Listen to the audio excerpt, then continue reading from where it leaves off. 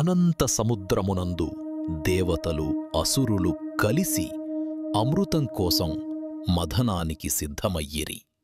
ఆకాశమంతా దివ్య కాంతితో నిండెను. మందర పర్వతమును సముద్రమధ్యమున ఉంచిరి. వాసుకి నాగుని తాడుగా చుట్టి దేవతలు ఒక పక్క, అసురులు మరొక పక్క లాగిరి.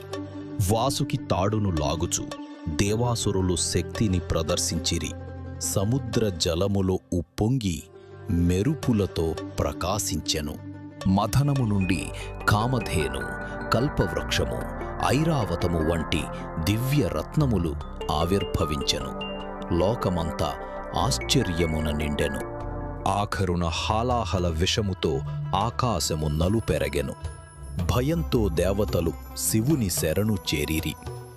మహాదేవుడు కరుణతో ఆ విషమును పానము చేసి గొంతులో నిలిపి నీలకంఠునిగా ఆవిర్భవించెను. విషము శాంతించిన తరువాత సముద్రము మళ్లీ మృదువుగా అలలతో మెరుస్తుండెను.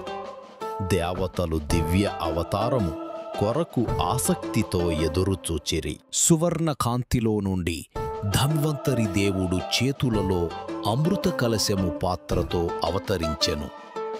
ఆయన కాంతితో లోకమంతా ప్రబుద్ధమయ్యను. దేవతలు నమస్కరించి అమృత కలశమును స్వీకరించిరి. ధన్వంతరి వారికి ఆయుర్వేద జ్ఞానమును కూడా ప్రసాదించెను. ధన్వంతరి ప్రసాదముతో భూమి ఆరోగ్యముతో కాంతిమంతమయ్యను. ఆ దినము ధన్తేరస్గా పూజింపబడెను. దీపావళికి ఆరంభమయ్యను. ఓం నమో భగవతే మహాసుదర్శనాయ వాసుదేవాయ ధన్వంతరయే అమృత కలశహస్తాయ సర్వభయ వినాశనాయ సర్వరోగ నివారణాయ త్రిలోక్యపతయే త్రిలోక్యనిధయే శ్రీ మహావిష్ణుస్వరూప శ్రీ ధన్వంతరి స్వరూప శ్రీ శ్రీ శ్రీ ఔషధ చక్రనారాయణాయ స్వాహ. ఈ దివ్య కథ నచ్చినట్లయితే మరిన్ని భక్తి గాథల కోసం లైక్ చేయండి, సబ్స్క్రైబ్ చేయండి.